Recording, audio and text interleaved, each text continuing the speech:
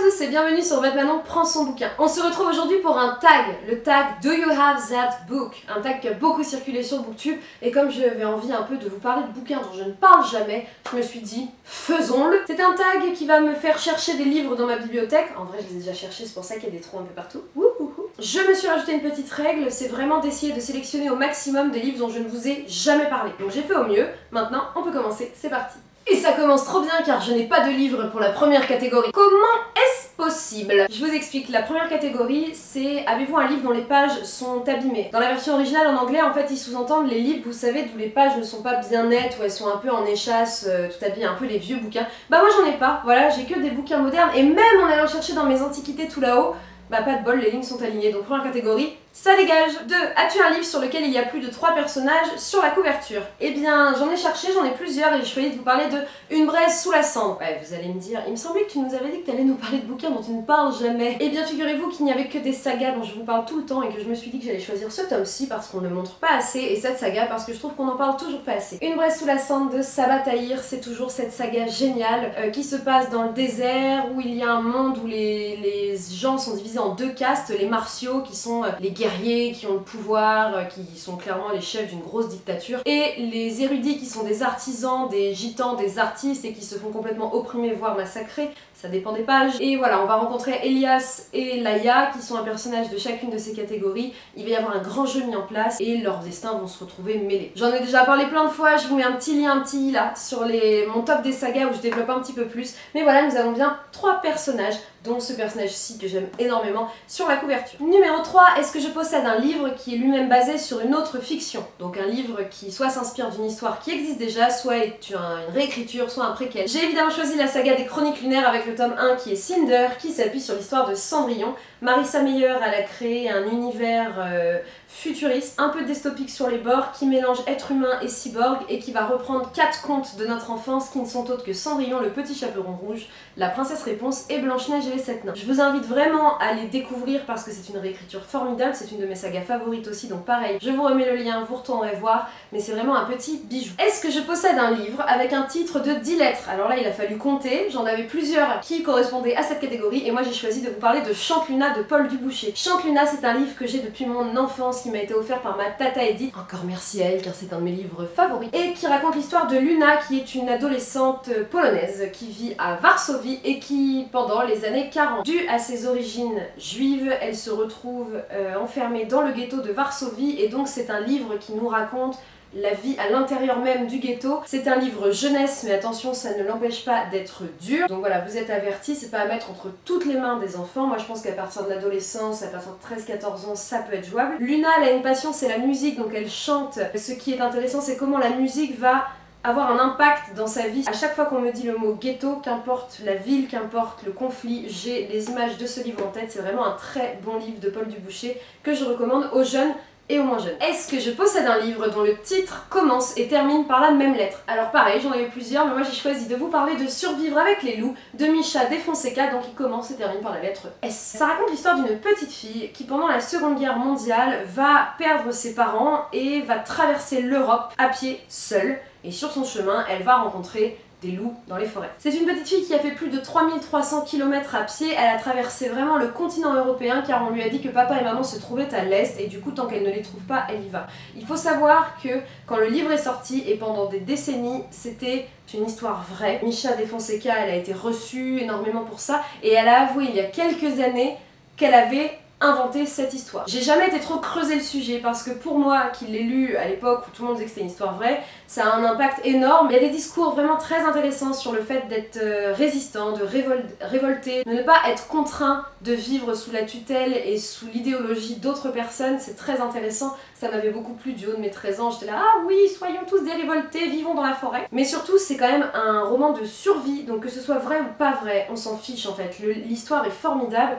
Et on voit comment une petite fille va survivre, comment elle va se nourrir, comment elle va résister au froid et surtout comment elle va vivre avec ces grands prédateurs que sont les loups. Moi j'avais vraiment beaucoup aimé. La 6e question est, est-ce que je possède un livre de poche? Alors comme vous pouvez le voir derrière moi, j'en possède un certain nombre. On va y arriver, ça n'arrête pas de couper quand Spyro n'est pas en train de gueuler. Donc ce foutu livre de poche, comme vous voyez j'en ai plein. Les Anglais, eux, ils ont un format qui est un peu plus grand que les livres de poche, du coup c'est très rare chez eux. Donc je pense que cette question est plus pertinente dans sa version originale du tag. Cependant, comme moi je garde pas beaucoup mes livres, vous savez quand ils me plaisent pas, soit je les donne, soit je les vends.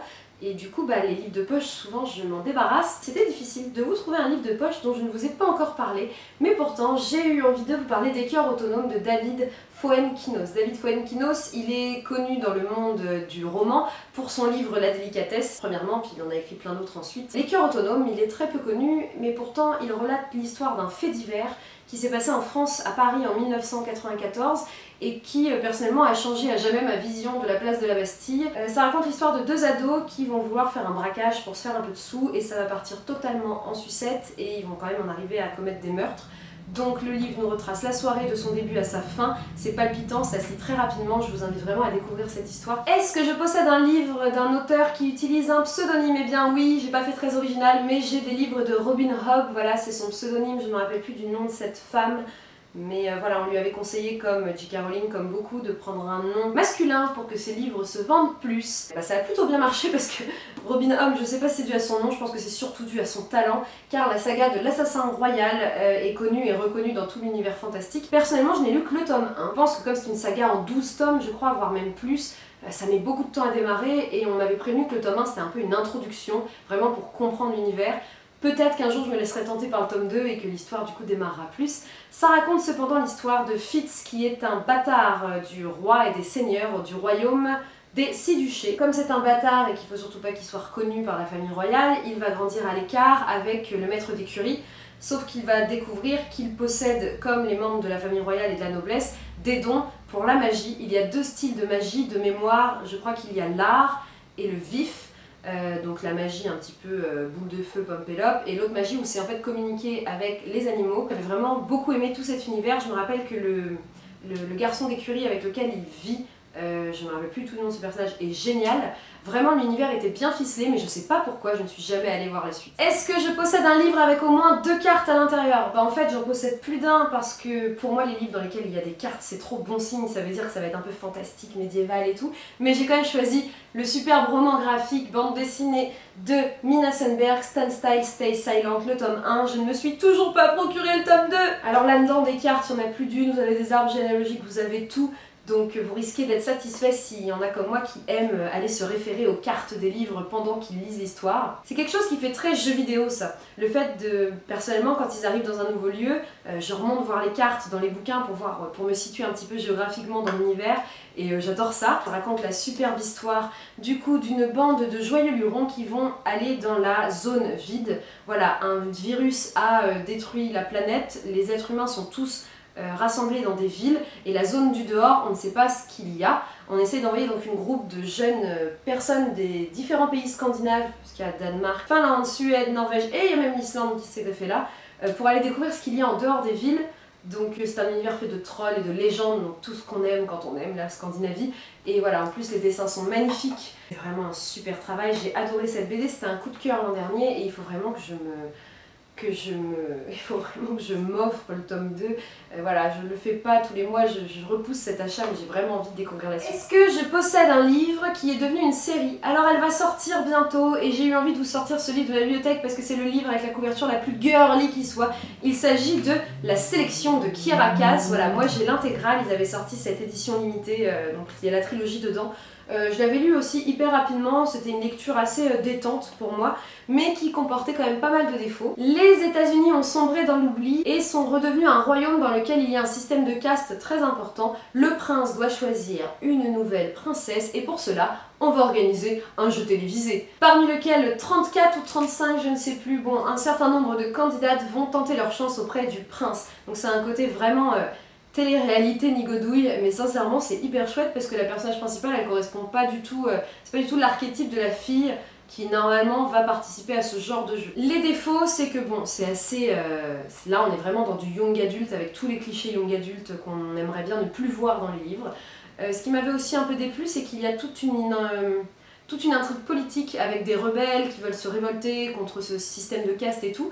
Ils apparaissent à certains moments, ils mènent des actions importantes, mais en fait, on n'en saura jamais plus sur eux. Ça m'avait beaucoup déçu parce qu'ils sont un peu là en fond sonore, quoi. Alors c'est hyper intéressant et que moi en fait c'est ce qui m'intéressait le plus dans le bouquin plutôt que de savoir quelle robe elles allaient porter. Donc voilà, c'est une saga à lire quand même, c'est sympa, puis elle a eu un sacré succès et elle va bientôt sortir sur Netflix, donc amateurs, amatrices de la sélection, branchez-vous bientôt à vos écrans. Est-ce que je possède un livre écrit par quelqu'un qui est plutôt connu pour autre chose que pour faire des livres? Moi j'ai choisi Just Kids de Patti Smith. Alors Patti Smith elle est connue pour sa carrière avant tout de chanteuse, mais voilà, elle a toujours écrit, elle écrit de la poésie, elle écrit des romans, et Just Kids c'est le premier roman d'elle, je crois, qui a vraiment été... qui a eu un succès retentissant il y a quelques années, qui raconte en fait sa vie à elle, lorsqu'elle est arrivée à New York et qu'elle vivait avec Robert Mapplethorpe, donc qui est un très grand photographe, eux deux jeunes inconnus qui vont vivre et graviter au milieu de la sphère du rock de l'époque. C'est assez ouf de savoir que c'est vrai, et d'imaginer qu'à l'époque, Patti Smith, elle n'était qu'une jeune fille parmi les autres, et que quand elle allait au bar, elle rencontrait Jimi Hendrix et Janis Joplin et qu'elle papotait avec eux comme elle papotait avec n'importe qui d'autre. Moi, c'est toute cette dimension-là. Si vous aimez les univers créatifs, parce qu'entre Robert Mapplethorpe et Patti Smith, ils vivent vraiment dans leur monde, donc ils sont tout le temps en train de faire des collages, de la peinture, de l'écriture, et Patti Smith nous partage tout ça. Si vous aimez l'univers du rock, l'univers de la scène et de New York dans les années 60-70, bah, vous allez être complètement conquis. Puis bon, Patti Smith... Moi, c'est une de mes chanteuses favorites, c'est un de mes modèles au féminin. J'adore cette femme et ça m'a permis d'encore plus l'adorer et encore plus la connaître. Donc je recommande la lecture de ce livre à qui veut. Est-ce que je possède un livre avec une horloge sur la couverture? Alors là, vous imaginez même pas comment ça m'a mis dans la galère cette question. Parce que on se dit tous, bah oui, évidemment, une horloge c'est assez commun, c'est comme des fleurs, c'est comme... Puis en fait, j'en avais pas. J'ai fait tous les livres un à un, j'étais là mais c'est pas possible. Et puis je commençais à avoir fait toute la première bibliothèque, j'arrivais à la deuxième, je m'agaçais, je me disais mais j'ai quand même bien un livre qui se passe, je sais pas, à Londres. Et là, j'ai pensé mais oui j'en ai un, Shades of Magic, et en fait il y a une horloge juste derrière là. C'est la seule horloge que j'ai trouvée, elle est en fond, donc je pense pas que vous la voyez là à la vidéo, mais voilà, il y a bien une horloge derrière le personnage de Kel. Et donc Shades of Magic, pareil, je vous en ai déjà parlé plein de fois, donc je vais pas épiloguer là-dessus, c'est une super saga fantastique. Cliquez sur le petit qui est là pour aller voir ma vidéo Top Saga, et vous la découvrirez si vous aimez la magie, si vous aimez l'aventure, si vous aimez les gitans, les pirates, les magiciens, c'est une saga qui est faite pour vous. La prochaine question, c'est est-ce que je possède un livre de poésie? Alors moi j'adore la poésie, voilà, j'en lis beaucoup. En ce moment, en tout cas depuis 2 ans, c'est mon grand dada, donc j'en achète aussi régulièrement. J'ai pas mal de recueils assez classiques, dans des éditions très classiques du style celles que vous allez étudier quand vous êtes au lycée, mais j'ai eu envie de vous présenter de la poésie sous un nouveau format. Et ce format, c'est la bande dessinée, en vous présentant un des livres édités par la maison d'édition de mon papa, qui n'est autre que Victor Hugo, poème de Victor Hugo en BD, donc aux éditions Petit à Petit. J'ai appris la poésie comme tout le monde à l'école, avec les premiers poèmes de Prévert et autres qui racontent la vie d'un escargot. J'ai eu un cahier de poésie où il fallait que je dessine, mais sinon, moi, ma deuxième manière de lire de la poésie, c'est en BD. Mon papa a sorti il y a très longtemps les poèmes de Baudelaire, c'était le premier en bande dessinée sous une plus ancienne édition. Je crois que je l'ai là. Je l'ai là ou je l'ai pas là? Ah non, je l'ai même plus. Il a fait cela pour énormément de poètes. Il a commencé la réédition de ses livres dans ce format-ci qui est pour le coup assez original. On voit rarement des couleurs qui claquent et ce genre de format pour parler de la poésie. Et là, ce sont les poèmes de Victor Hugo. Comment ça se présente? À chaque fois, vous avez un poème, une double page où on vous raconte un peu le contexte dans lequel le poème a été écrit. On vous met le texte en entier et après le texte qui est raconté et illustré par des petites BD. Évidemment, j'ai découvert la poésie comme ça parce que les planches traînaient à la maison, que j'aimais, j'adorais aller mettre mon nez dans le boulot de mon père, et c'est ainsi que j'ai surtout découvert Victor Hugo. Je n'ai pas choisi celui-ci pour rien car c'est un de mes poètes favoris et Demain dès l'aube est un de mes poèmes favoris depuis toujours. Donc voilà, si vous voulez découvrir la poésie mais que lire des recueils de poésie c'est pas votre truc, sachez que ça existe, que c'est pertinent, ça permet de découvrir le travail d'énormément d'illustrateurs, d'énormément de scénaristes, et puis c'est trop chouette quoi. Ça permet de faire découvrir la poésie au plus grand nombre car la BD est un format qui attire, je pense, plus les foules que les recueils de poésie. Donc voilà, je vous souhaite d'aller découvrir ça, et encore bravo mon papou. Est-ce que je possède un livre avec la mention d'un prix gagné dessus? Alors, ça c'est pareil, c'est très anglophone de faire ça. Nous en France on met des petits banderoles rouges et moi je ne les garde pas parce que c'est moche. Du coup j'ai plein de livres dans la bibliothèque qui ont eu des prix. Cependant, je cherchais un livre tout à l'heure pour une autre catégorie. Et en le sortant de la bibliothèque, j'ai découvert que dessus il y avait un petit pastiche prix des lecteurs sélection 2013. Donc je vous parle de la liste de mes envies de Grégoire Delacour, je vous en parlerai un petit peu plus tard dans cette vidéo. Donc voilà, c'est le seul que j'ai, sinon Ouais, on me disait, ouais, t'as pas des Goncourt, des machins. Oui, mais pareil, quoi, c'est la petite vignette rouge, les prix Femina, les prix Télérama. Est-ce que je possède un livre avec un auteur qui a les mêmes initiales que moi? Alors, il faut savoir que mes initiales à moi, c'est la lettre M et la lettre P, MP, mais non, j'en ai pas en fait. Pareil, je me suis acharnée à regarder chaque livre. Alors, j'ai un PM, si vous voulez, Prosper Mérimée pour Carmen, bon, ce serait un peu de la triche. Donc après je m'agaçais et j'étais là mais c'est pas possible, ça existe quand même un auteur qui a mes initiales. Et puis d'un coup, oui ça m'est venu comme une évidence, dans les grands classiques nous avons quand même Marcel Proust. Et je n'ai pas de Proust chez moi, je n'ai jamais lu de Marcel Proust, mais voilà, j'ai les mêmes initiales que le grand monsieur de À la recherche du temps perdu. Arrêtez tes bêtises, c'est bon? Est-ce que je possède un recueil de nouvelles? Alors ça, la nouvelle, c'est pas le format que je lis le plus, mais pareil, j'ai plusieurs recueils derrière moi, des anciens et des plutôt modernes. Faut savoir, mon chat déteste que je parle au téléphone, que je parle en Skype et que je tourne des vidéos. L'attention n'est plus fixée sur lui, du coup monsieur bougonne. Est-ce que ça te dirait d'arrêter de bougonner, hein? Tu vois, maman elle travaille là, elle fait des petites vidéos pour rigoler. Oui, je sais. Tu veux parler avec moi du livre? Regarde. Non, donc L'Arbre des possibles de Bernard Weber. Tu arrêtes. C'est un recueil de 20 petites histoires tout aussi farfelues les unes que les autres, comme sait si bien le faire Bernard Weber. Moi, je l'avais lu il y a longtemps maintenant, mais j'ai un souvenir de certaines de ces nouvelles qui sont gravées ici à jamais. Et Bernard Weber, je l'ai découvert avec ce livre. J'en ai pas lu beaucoup des livres de lui, mais ça me donne vraiment envie d'aller connaître encore plus son univers. Spiro, il est pas relou mon chat? Sérieux, il est pas relou mon chat à être bavard comme ça? Et râleur. Il y a certaines donc de ces histoires qui sont à jamais gravées dans ma mémoire et qui m'ont vraiment fait rire et dont ça m'arrive encore de reparler des fois à l'apéro, donc je vous invite vraiment à découvrir ce petit livre. Ça se lit très vite, vous voyez, 20 histoires, chaque histoire fait à peu près une dizaine de pages, c'est un vrai plaisir, donc voilà. Vous avez un petit livre sympa, genre à lire autour de la piscine ou dans le bus vite fait le matin, une petite histoire et hop là, roule ma peau. Hein? Ouais, et quand j'ai lu ce livre-là, t'étais même pas née. Je crois que même ta maman était pas née. Tu vois? Faut te dire. Est-ce que je possède un livre qui a entre 500 et 510 pages? C'est hyper précis. Je vais pas vous mentir, j'ai pas fouillé là dans tous mes livres. Hein. Je suis allée sur mon booknote, j'ai regardé les livres qui correspondaient et j'en avais un, coup de bol. Le premier tome, Gardien des cités perdues de Shannon Messenger.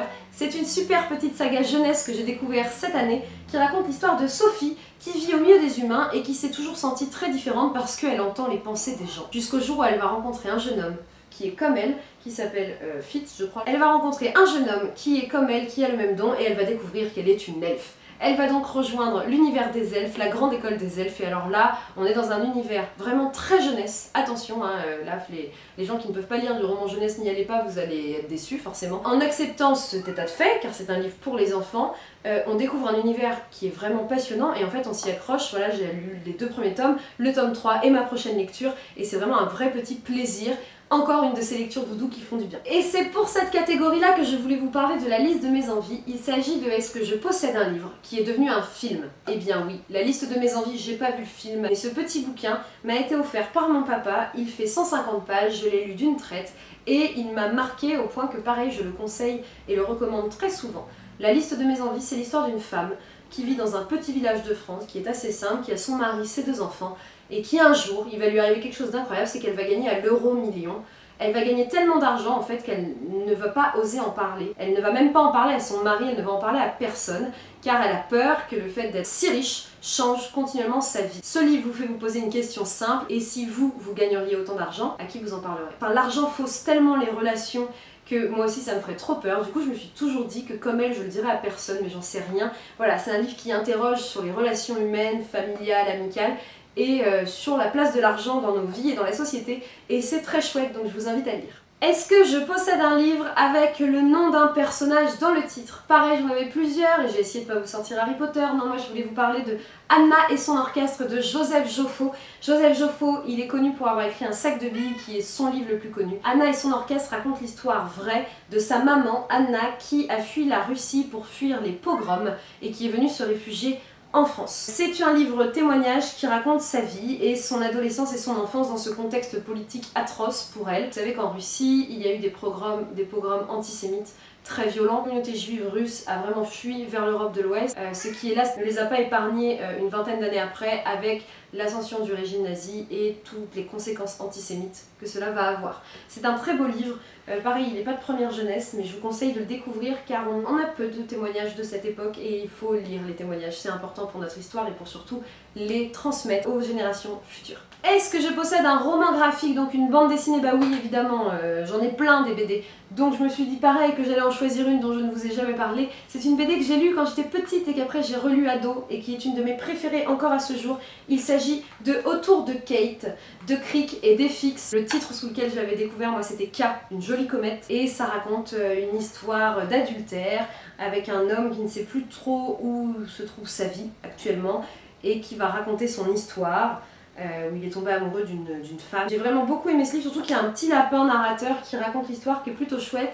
Voilà, c'est une histoire vraie et qui m'a beaucoup touchée et j'ai vraiment beaucoup aimé et j'adore le travail d'Efix. Voilà, ses dessins font partie de ma vie depuis toujours. Donc c'est un plaisir de vous parler de cette BD qui n'est pas de première jeunesse mais je pense que vous pouvez encore la trouver sur internet. Et la dernière catégorie, est-ce que je possède un livre écrit à 4 mains ou plus? Et bien vu que je viens de vous présenter Et je danse aussi de Anne-Laure Bondou et Jean-Claude Mourleva, je me suis dit je vais pas en reparler et le seul autre livre que j'ai, il s'agit de la saga Illuminae qui est écrite par Amy Kaufman et Jay Kristoff. C'est une saga futuriste de science-fiction où en fait il y a deux amoureux, deux ados, ils se séparent, ils viennent de se séparer et là c'est le meilleur moment pour qu'un vaisseau arrive sur leur planète et tue tout le monde. Du coup ils fuient dans des vaisseaux l'un et l'autre et ils vont communiquer grâce à des systèmes numériques et des réseaux sociaux qu'on n'a pas encore à notre époque, d'un vaisseau à l'autre pour se raconter ce qui se passe et pour essayer de comprendre pourquoi d'un coup un vaisseau de la société high-tech est venu tuer tout le monde comme ça, d'un claquement de doigts, et surtout est-ce que les autres planètes sont au courant car peut-être que ça pourrait aussi leur arriver. Surtout ce qui est intéressant c'est le format. C'est un livre qui est écrit avec des documents, c'est-à-dire que vous pouvez lire des SMS, des emails, vous pouvez regarder des plans, il y a des messages vocaux retranscrits, il y a vraiment plein de choses. C'est super comme format à découvrir et en fait ça vous rend complètement accro à ce bouquin. Il y en a 3, j'ai lu les 3 à la suite et j'ai vraiment beaucoup aimé cette lecture, surtout parce que ce format est très original et il est très immersif. Donc voilà, je vous invite à aller découvrir la saga Illuminae. Et voilà, c'est tout pour aujourd'hui. Écoutez, moi je ne sais pas comment vous ça avance, mais moi je suis claquée. Donc j'avance avec une lenteur dans mes lectures comme ça ne m'était pas arrivé depuis longtemps. Voilà, dès que je me mets à lire, je m'endors. Donc bon, tant pis, c'est comme ça. Donc les updates lecture arriveront plus tard. En attendant, je vous souhaite une très bonne journée, un très bon week-end, de profiter de la fin de ce mois de juin avant l'été qui arrive et qui j'espère nous fera tous du bien d'aller prendre l'air. Je retourne m'occuper de mon dragon râleur, n'est-ce pas? Allez, voilà. Je vous souhaite à tous de très bonnes lectures, d'être heureux, prenez soin de vous, on vous embrasse, vive la vie, pump it up, ciao!